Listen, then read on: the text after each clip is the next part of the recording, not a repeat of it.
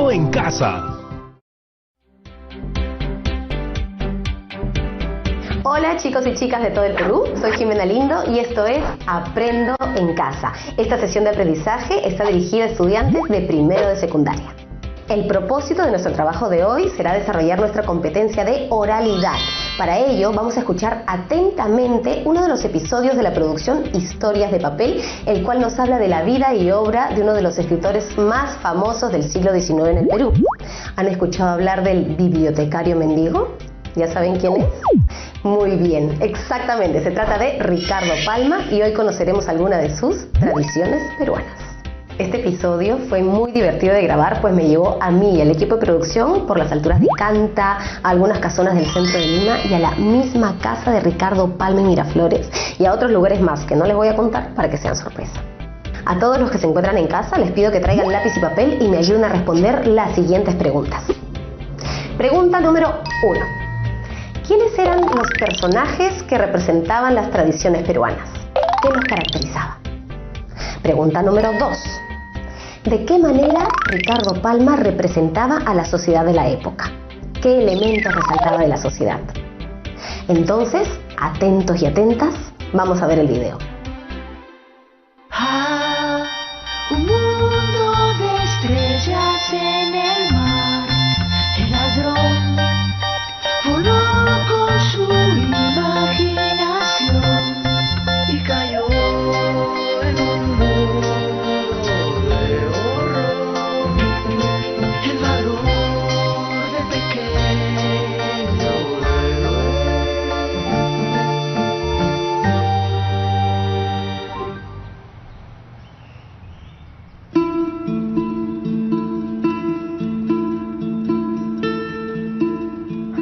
Lima ha ganado en civilización, pero se ha despoetizado, y día por día pierde todo lo que de original y típico hubo en sus costumbres.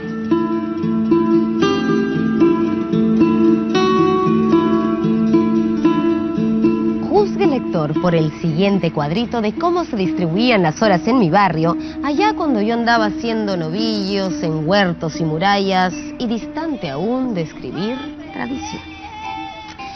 La lechera indicaba las 6 de la mañana. La tisanera y la chichera de Terranova daban las 7.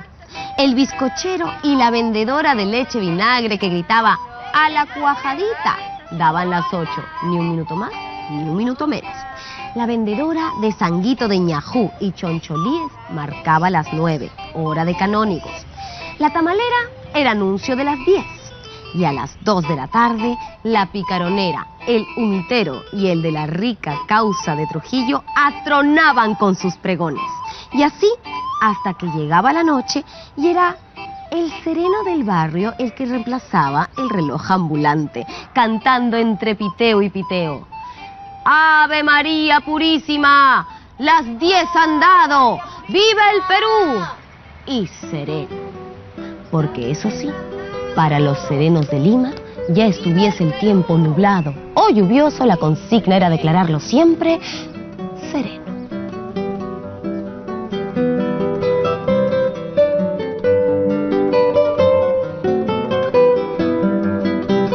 Ay, tiempos dichosos en los que, para saber con fijeza la hora en que uno vivía, ningún reloj más puntual que el pregón de los vendedores.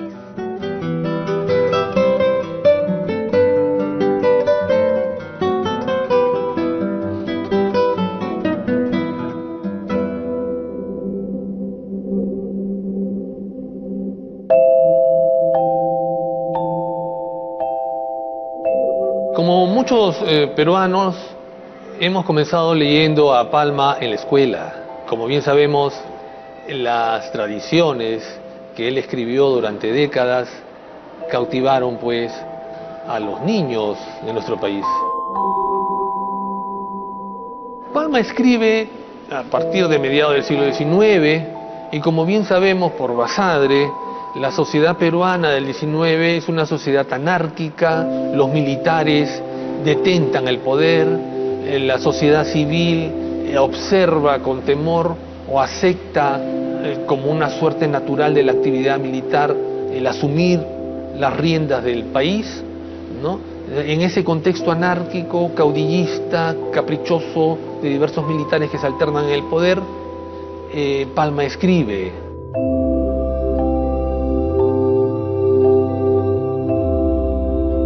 Los orígenes de Palma son orígenes modestos, inciertos. No se sabe exactamente quién fue la madre.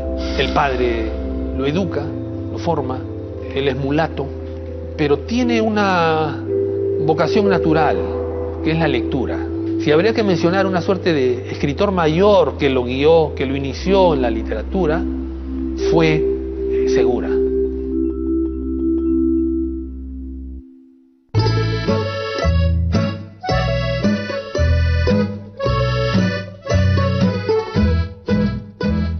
Fueron los moros, quienes dominaron España durante 7 siglos, los que introdujeron la afición por el ajedrez en este país. Era de presumirse que terminada la expulsión de los invasores por la reina Isabel la Católica, desaparecerían también sus hábitos y distracciones. Pero, lejos de eso, la afición por el juego de las 64 casillas había echado hondas raíces entre los capitanes que en Granada aniquilaron el último bastión del islamismo. Con el descubrimiento y la conquista de América, llegó a ser pasaporte de cultura social para todo el que venía al Nuevo Mundo.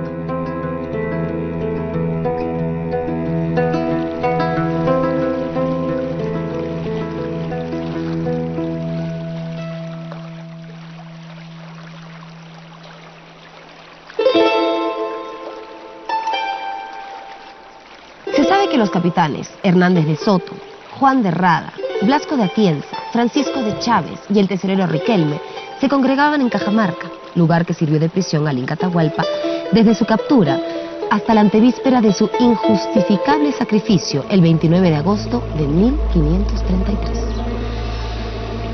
Allí funcionaban 2 tableros, toscamente pintados sobre la respectiva mesita de madera donde el Inca Atahualpa todas las tardes tomaba asiento junto a Hernández de Soto, su amigo y amparador, sin dar señales de haberse dado cuenta de la manera como actuaban las piezas ni de los lances y accidentes del juego.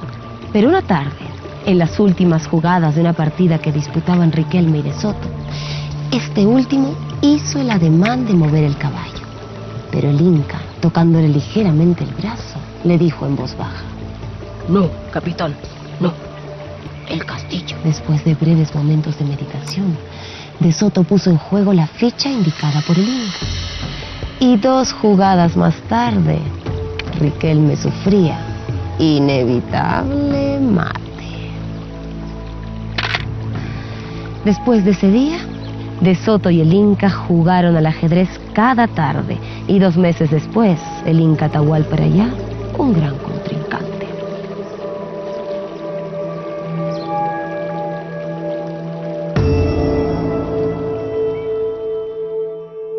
La tradición de Palma se sostiene en la leyenda romántica, en el artículo costumbrista, en esa capacidad que tiene nuestro escritor por rescatar la oralidad del pueblo y, por supuesto, el humor. Parte de un dato tomado de la realidad, de un documento, y a partir de ese documento inventa. Él es consciente que está escribiendo una suerte de literatura historicista, pero que en el fondo es ficción, es literatura. Palma no es González Prada, que usa el ensayo para decir lo que se debe decir.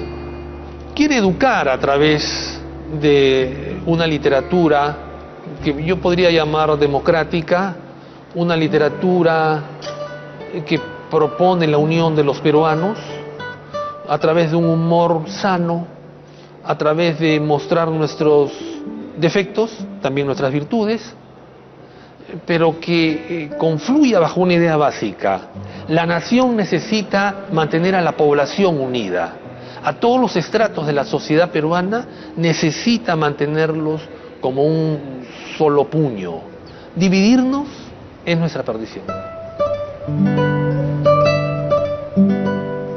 Cuenta la tradición de los incas ajedrecistas que muchos españoles invitaron también al Inca, pero este, por medio del intérprete Filipillo, se excusaba diciendo: yo juego muy poquito y vuestra merced juega mucho. La tradición popular comenta que el Inca Atahualpa no habría sido condenado a muerte de no haber intervenido en la partida de ajedrez que jugaron Riquelme y Hernández de Soto. En el famoso consejo de los 24 jueces que organizó Francisco Pizarro, el Inca Atahualpa fue condenado a muerte por 13 votos contra 11. Riquelme, quien había perdido la partida de ajedrez por intervención de Atahualpa, fue uno de los 13 que suscribió la sentencia.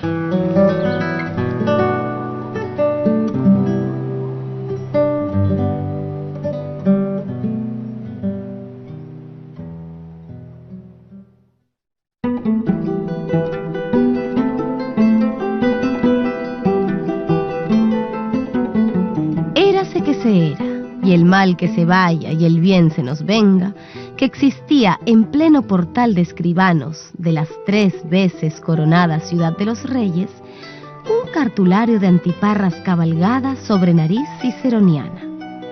Conocíale el pueblo por tocayo del buen ladrón, a quien don Jesucristo dio pasaporte para entrar en la gloria, pues nombrábase don Dimas de la Tijereta, escribano de la Real Audiencia y hombre que, a fuerza de dar fe, se había quedado sin pizca de fe, porque en el oficio gastó en breve la poca que trajo al mundo.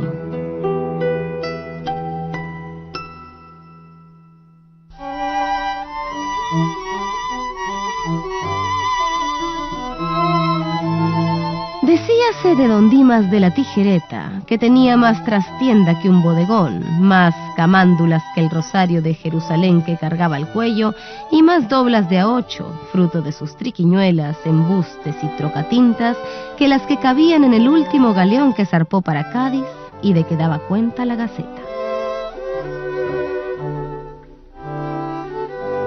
¿Acaso fue por él por quien un caquiversista dijo lo de un escribano y un gato a un pozo cayeron? Como los dos tenían uñas, por la pared se subieron. La primera tradición data de 1851, cuando Palma tenía 18 años de edad. Y la última está fechada el 1 de enero de 1915. Es decir, durante 64 años, Palma produce el conjunto de sus tradiciones, que suman alrededor de 455, un número aproximado.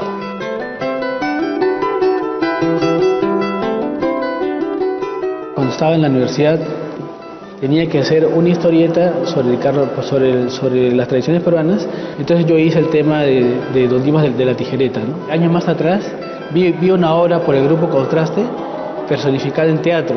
Me gustó tanto que yo dije, voy a averiguar sobre ese tema, ¿no? Y ya al leerlo fue que decidí hacerlo en historieta, ¿no?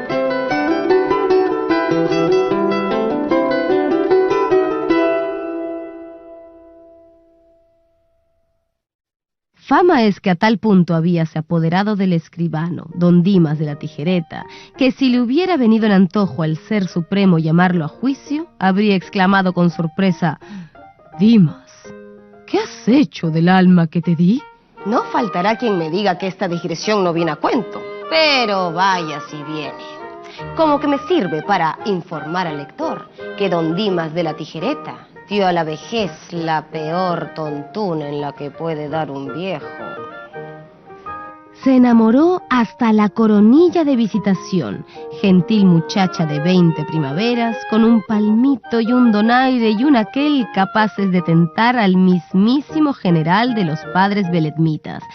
Una cintura pulida y remonona de esas de mírame y no me toques, labios colorados como guindas, dientes como almendrucos, ojos como 2 luceros y más matadores que espada y basto en el juego de tresillo o rocambor. La moza era pues un pimpollo carta cabal.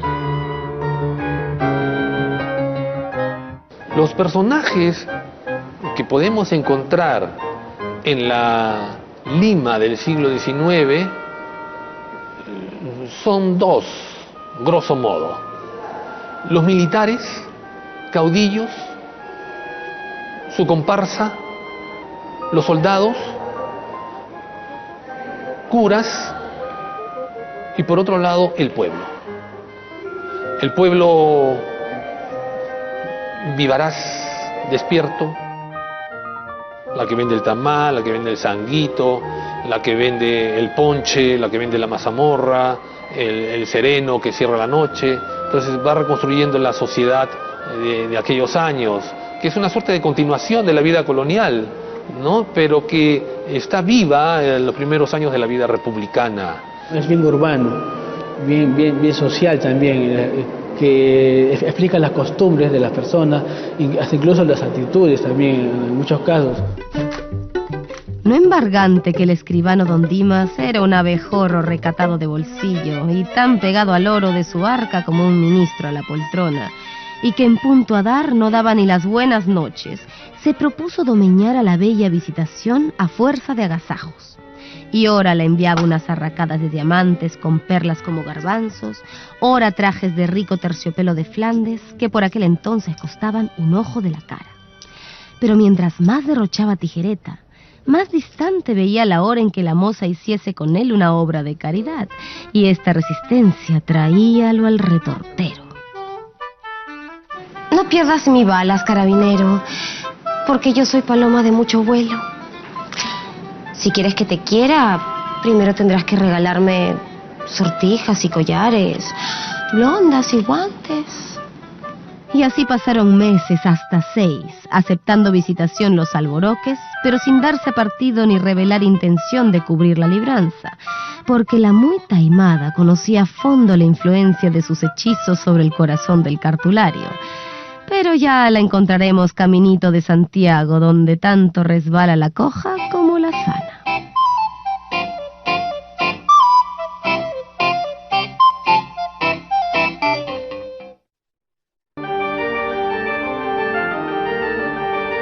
Una noche en que Tijereta quiso levantar el gallo a Visitación, perdido en sus cavilaciones, se encontró con un vientecillo retozón que refrescó un poco su cabeza y exclamó: Para mi santiguada, que es trajín el que llevo con esa fregona que se la da de honesta y marisabidilla, cuando yo sé de ella milagros de más calibre que los que reza el Flos Sanctorum.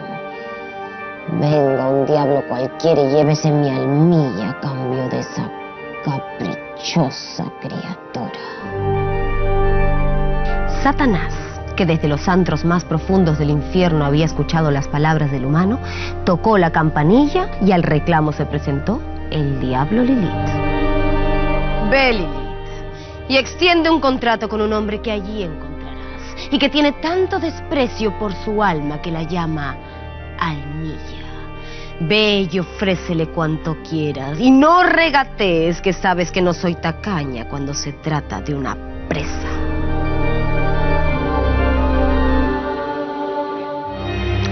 Yo, pobre y mal traído narrador de cuentos, no he podido alcanzar pormenores acerca de la entrevista entre don Dimas y Lilith, porque no había taquígrafo a mano que pudiera copiarla con puntos y comas. Y es una lástima por mi fe. Pero basta decir que cuando Lilith llegó al infierno, le entregó a Satanás un pergamino que, fórmula más o menos, decía lo siguiente: conste que yo, don Dimas de la Tijereta, cedo mi almilla al rey de los abismos, en cambio del amor y posesión de una mujer. Ítem, me obligo a satisfacer la deuda de la fecha en 3 años. Y abajo las firmas correspondientes y el sello del demonio.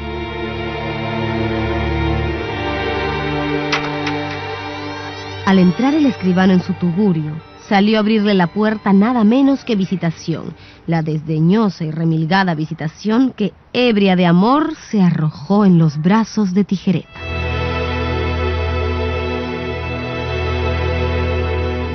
Pero como no hay plazo que no se cumpla ni deuda que no se pague, pasaron día tras día 3 años como 3 berenjenas, hasta que llegó el día en el que Tijereta tuviese que hacer honor a su firma.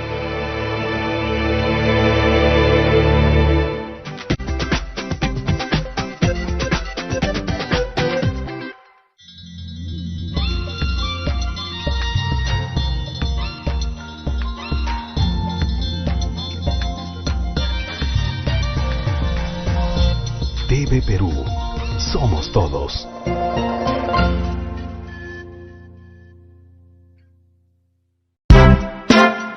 Desde este lunes en nuevo horario, 9:30 de la noche. Vamos a hablar sobre las nuevas generaciones que nacen en estos tiempos. ¿Cómo van a ser estos niños en el futuro? ¿Cómo van a reconstruir este mundo luego de la pandemia? Lunes a las 9:30 de la noche, en Francamente. Ahora los menores de 14 años podremos salir de casa a dar un paseo solo por 30 minutos. Entre las 12 del día y las 6 de la tarde, siempre con un adulto. No podemos ir a supermercados, mercados, bancos ni usar transporte público. Solo podemos alejarnos hasta 500 metros de nuestras casas, es decir, 5 cuadras. Tenemos que respetar la distancia entre las personas y el uso de las mascarillas. Es obligatorio. Por ahora, no podemos jugar con nuestros amigos y tampoco llevar juguetes, pelotas, triciclos o patinetas, ni subir a los juegos. Recuerda que este paseo es opcional para las familias que lo quieren utilizar. Gobierno del Perú, el Perú primero. Estamos viendo Aprendo en Casa, secundaria.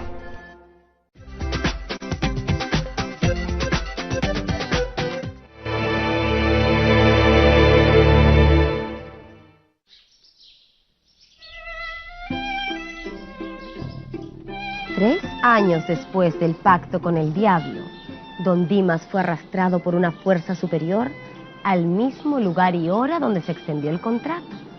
Al encararse con Lilith, el escribano con mucha flema empezó a sacarse la almilla o jubón interior y dándoselo a Lilith, le dijo: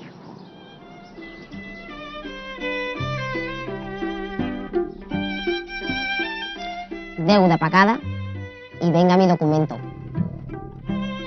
Lilith se echó a reír con todas las ganas de que es capaz un diablo truán y alegre y le preguntó: ¿qué quiere su merced que haga con esa prenda?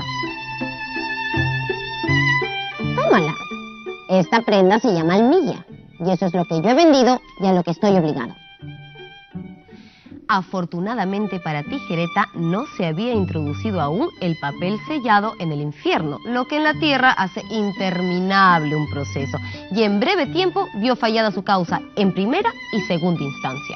Con la autoridad del diccionario de la lengua vio el tunante su buen derecho, y los jueces, que probablemente fueron en vida académicos o literatos, dieron la orden de su inmediata soltura y que Lilith lo acompañara por los vericuetos del infierno y lo dejara sano y salvo en la puerta de su casa. Cumplióse la sentencia al pie de la letra, en lo que dio Satanás una prueba de que las leyes en el infierno no son como en el mundo, conculcadas por el que manda y buenas solo para escritas. Pero al destruirse el malévolo hechizo, se dio don Dimas de la Tijereta con la sorpresa de que Visitación lo había abandonado, corriendo a encerrarse en un beaterío, siguiendo la añeja máxima de dar a Dios el hueso, después de haber dado la carne al demonio.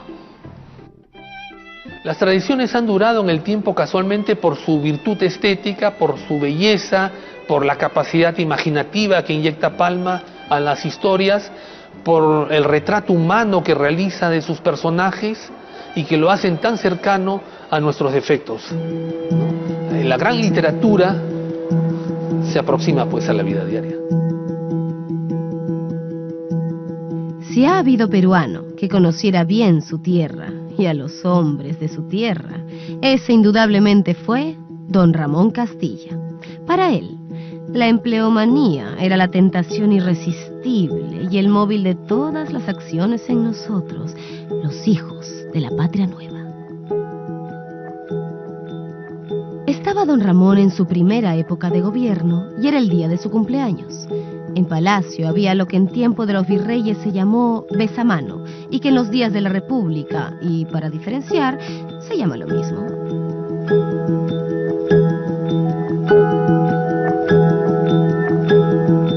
Corporaciones y particulares se acercaron al gran salón para felicitar al supremo mandatario. Entonces, un joven se acercó a su excelencia y como prenda de su afecto le regaló un dije para el reloj. Era un minúsculo cañoncito de oro sobre una cureñita de filigrana de plata. Un trabajo primoroso. En fin, una obra de hadas.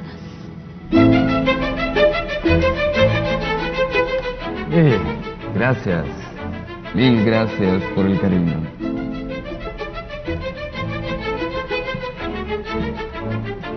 Que lo pongan sobre la consola del gabinete, pero tenga cuidado. Está cargado. No juguemos con armas peligrosas. Corrían los días y el cañoncito de don Ramón Castilla permanecía sobre la consola siendo objeto de conversación y curiosidad para los amigos del presidente, quien no se cansaba de repetir. Caballeros, hacerse a un lado. No hay que tocarlo. El cañoncito apunta. No sé si es puntería alta o baja, pero está cargado. Y un día de estos hará fuego. No hay que arriesgarse. Retírese. No respondo de averías. Tales eran los aspavientos de don Ramón Castilla con el obsequio del cañón, que los palaciegos llegaron a persuadirse de que el cañoncito sería algo más peligroso que una bomba Orsini o un torpedo Whitehead. Al cabo de un mes, el cañoncito había desaparecido de la consola para ocupar lugar entre los dijes de la cadena del reloj de su excelencia. Por la noche, el presidente dijo a sus tertulios: Señores, ya hizo fuego el cañoncito. Puntería baja, poca pólvora, proyectil diminuto. Ya no hay peligro. Examínenlo.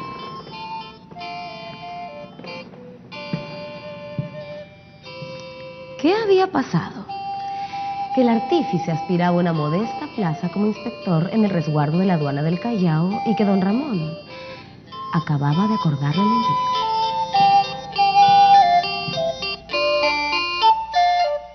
Moraleja.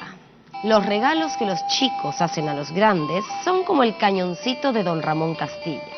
Traen entripado y puntería fija, día menos, día más, y ¡pum!, lanzan el proyectil, tal y como podemos leer en las tradiciones de don Ricardo Palma. Hasta la próxima historia.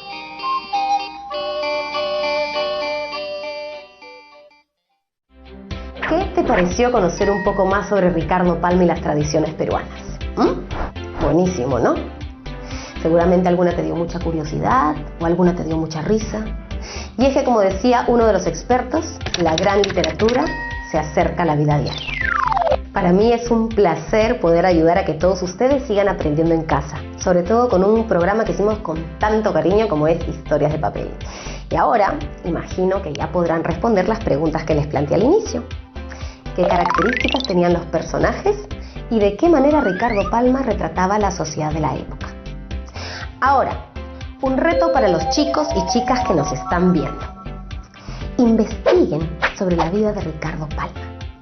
Descubran por qué se le llamaba el bibliotecario mendigo. Luego, elaboren una historieta en la que narren su vida y digan por qué se le llamó así. Finalmente, lean otra de sus tradiciones en voz alta a su familia y graben su presentación. Guarden sus trabajos en un portafolio porque serán la evidencia de sus aprendizajes. Bueno, esto ha sido todo por hoy. Nos vemos en otra edición de Aprendo en Casa.